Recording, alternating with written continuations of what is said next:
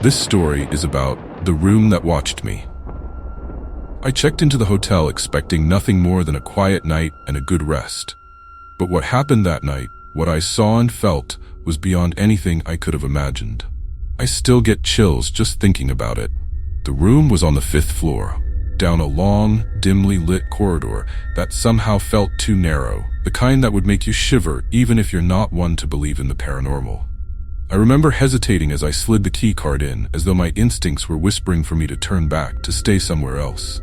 But I dismissed it, stepped inside, and settled in, trying to ignore that strange, creeping feeling. The room was unremarkable at first glance. Just the usual bed, a small writing desk with a chair, a mounted TV on the wall, and a tiny window overlooking the dark alley below. Yet something felt off. The air was heavy, almost stifling, and an unusual coldness hung in the room despite the warmth outside. I shook it off, blaming it on an overactive imagination. After all, I'd been traveling for hours and I was exhausted. It wasn't until I lay down that I noticed the first strange occurrence. I had just closed my eyes when I felt it, the unmistakable prickling sensation of being watched. It was a suffocating feeling, like someone's eyes were trained on me, unblinking, from somewhere in the room. The logical part of me said it was just nerves, just my mind playing tricks after a long day. But each time I opened my eyes and scanned the darkened room, I found nothing but shadows cast by the feeble glow of the streetlight outside. And yet, even though I couldn't see anyone, I could feel it. The gaze was heavy, almost oppressive, as though something in that room was waiting. Hours passed, or perhaps only minutes. Time felt distorted, stretched thin. I remember looking at the clock on the nightstand, its face strangely foggy and unreadable in the dim light. Just as I began to doze off, lulled by my own exhaustion, I heard it. At first, I thought it was my imagination, a soft, almost melodic whisper floating just above the edge of consciousness. But as I lay there, the sound grew clearer, more distinct, like someone murmuring just beside my ear. I couldn't make out the words, but it felt insistent, like a lullaby sung in some forgotten language, luring me toward a dark, unsettling dream. I closed my eyes, squeezing them tight, trying to block out the sound, but it wouldn't go away. The whispering grew louder, rising and falling in rhythm, a haunting melody that seemed to seep into my very bones. I lay frozen, my heart pounding, my body refusing to move. Each time I thought it would stop, it would start again, relentless and unyielding. The temperature in the room seemed to drop further, and I pulled the covers up, curling into myself as if that thin layer of fabric could protect me. But the whispering continued, now closer, more pressing. It felt like someone was standing right beside me, their breath cold and damp against my ear. Then, the sleep paralysis struck. I thought I had woken up, my eyes wide open, staring at the ceiling, but I couldn't move a muscle. My limbs were leaden, pinned down by an unseen force. I tried to scream, to thrash, but my voice was trapped, swallowed by the darkness that enveloped me. My mind raced as panic took hold, my heartbeat thundering in my ears. And that's when I saw it. A shadow, just at the edge of my vision, creeping toward me from the corner of the room. At first, I thought it was a trick of the light, some illusion cast by the street lamp outside. But as the shape grew closer, I realized it wasn't just a shadow. It was something else, something alive, moving with intent, drawn toward the side of my bed. The figure was tall, towering over me as it leaned in.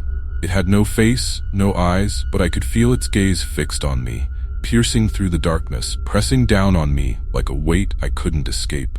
It reached out, and though I couldn't see its hand, I felt it.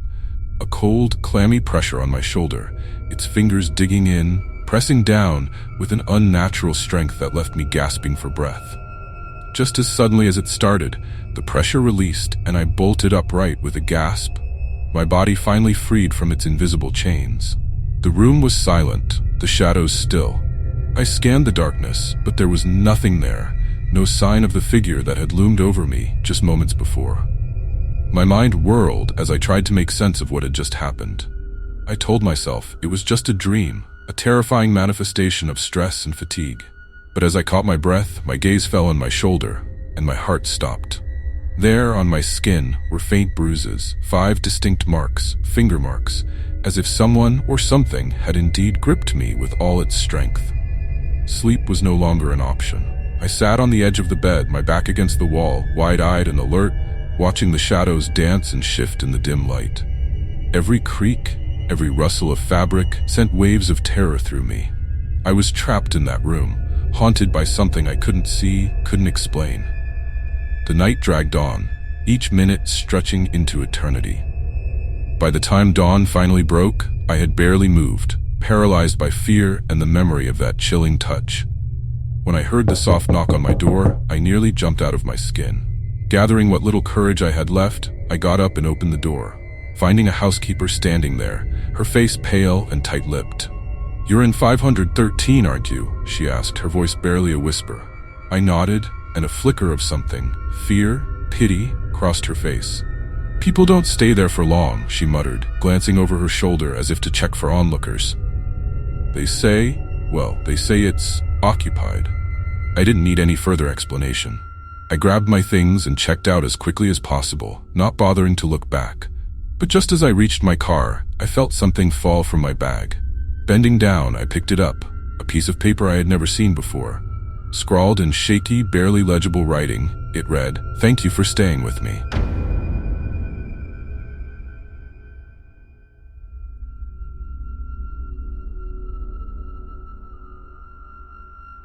This story is about the haunting in room 327. I was on a business trip in a small, nearly forgotten town. The only hotel available was an old, creaky building that seemed as if it had seen better days decades ago. The receptionist gave me a tired smile as she handed me my key, murmuring almost apologetically, "Room 327." She didn't explain further, and I was too tired to ask. The elevator rattled its way up to the third floor, each creak and jolt making me wonder if it might give out at any moment. When I finally arrived at the door to 327, I felt a strange sense of dread wash over me, a prickling sensation at the back of my neck as though someone or something was watching. Brushing it off, I unlocked the door and stepped inside. The room was dark, with only a thin stream of moonlight seeping through the cracked blinds. Everything felt wrong. The air was heavy, damp, and somehow colder than the hallway outside. As I set my bag down, I noticed a strange smell lingering in the air.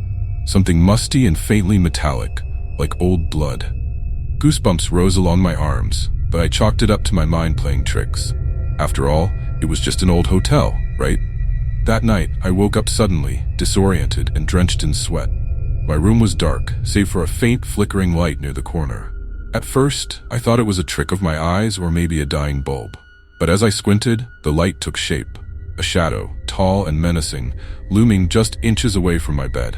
I froze, a cold wave of terror crashing over me as I realized it was moving toward me.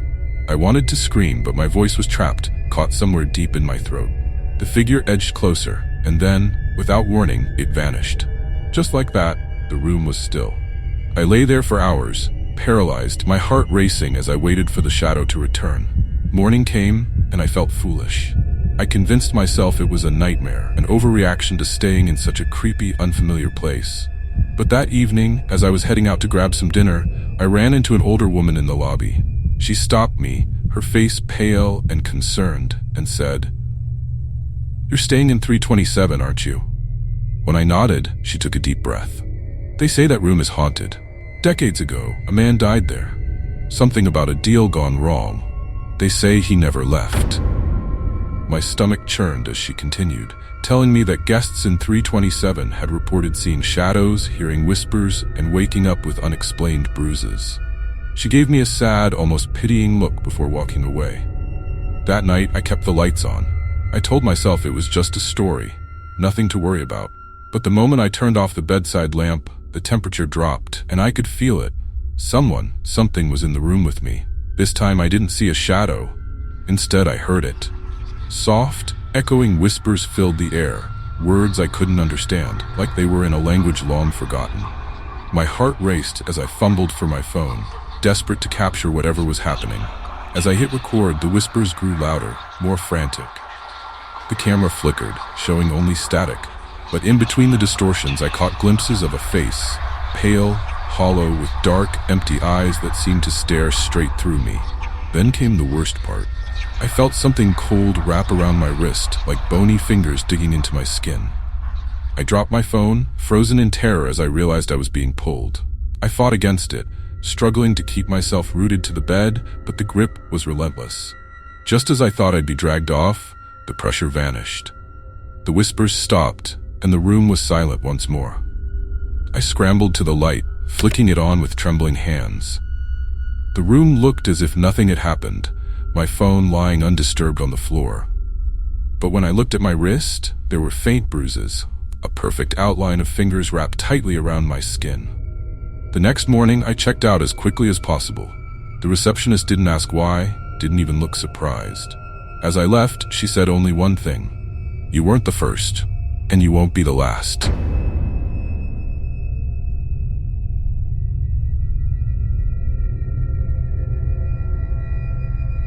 This story is about the shadows in the hallway. I remember checking into the hotel on a cold, windy evening, the kind where the wind howled through every crack and crevice, making the place feel even more desolate. I was on the third floor, room 308, at the end of a narrow hallway with flickering lights that only added to the eerie atmosphere. The hallway felt wrong, somehow. I brushed it off as exhaustion, eager to get some rest. My room was small but cozy, with basic furnishings and a single window that overlooked a deserted street below. Still, I couldn't shake the strange feeling lingering in the air, as if the walls themselves held secrets they'd never share. That night, just as I started drifting off, I heard it. A faint shuffling outside my door. I froze, my ears straining to make out the sound. It was soft, almost cautious, like someone or something was pacing back and forth outside my room. I told myself it was probably another guest, maybe someone lost or just passing by. But as the minutes passed, the shuffling didn't stop. It was rhythmic, deliberate, each step slow and calculated. Then I heard a gentle tap at the door, barely a knock, but enough to make my heart race. I sat up, my mind racing with possibilities. I called out softly, "Hello? Is someone there?" No answer. Just silence, thick and suffocating, pressing down on me. After a moment, I mustered the courage to get out of bed and approach the door. I pressed my ear against it, listening, but there was nothing, just that eerie silence, as if the hallway itself was holding its breath. Finally, I took a deep breath, unlocked the door, and opened it a crack, peering out into the dimly lit hallway. Empty. There was no one there, just the same flickering lights casting strange, twisted shadows along the walls. I shook my head, laughing nervously at my own paranoia, and closed the door. But as I turned to go back to bed, I caught sight of something that made my blood run cold. There at the edge of the bed was a shadow, a long, thin figure cast against the wall, standing perfectly still. I spun around, expecting to see someone behind me, but the room was empty. The shadow, however, remained unwavering, as if something unseen was standing right there, watching me. I backed away, my heart hammering in my chest. "It's just a trick of the light," I whispered, trying to convince myself. But even as I spoke, I knew it was something else. The shadow moved, slowly, almost imperceptibly, closer to the bed. I watched, paralyzed, as it crept along the wall, inching nearer. Desperate, I closed my eyes, hoping it would disappear, hoping that when I opened them, everything would be back to normal. But when I finally dared to look, the shadow was gone. The room was silent, and I felt a strange, fleeting relief. I climbed back into bed, pulling the covers up to my chin, trying to shake the feeling of dread that had settled over me. I must have drifted off, but it didn't last. A loud bang jolted me awake, echoing through the hallway outside. I sat up, my heart pounding, straining to listen as the sound repeated, a heavy, deliberate knock on my door, followed by another, louder than before. My pulse quickened as I realized the knocking wasn't random. It was rhythmic, almost as if it were in some sort of pattern, a slow, methodical cadence that filled me with a deep, primal fear. I lay there, paralyzed, as the knocks grew louder, each one echoing through the silence. They seemed to be coming from all around me, not just the door, but from the walls, the floor, everywhere. I tried to tell myself it was just a dream, that I would wake up any moment. But it felt too real. The cold sweat on my skin, the heavy pounding in my chest. I knew I wasn't asleep. Finally, I gathered the courage to get out of bed and approach the door. My hand trembled as I reached for the doorknob, my heart racing. I hesitated for a moment, every instinct screaming at me to turn back, to stay safely in the room. But curiosity, or perhaps desperation, won out. I opened the door just a crack, peeking into the hallway. It was empty. I let out a shaky breath, relief flooding over me.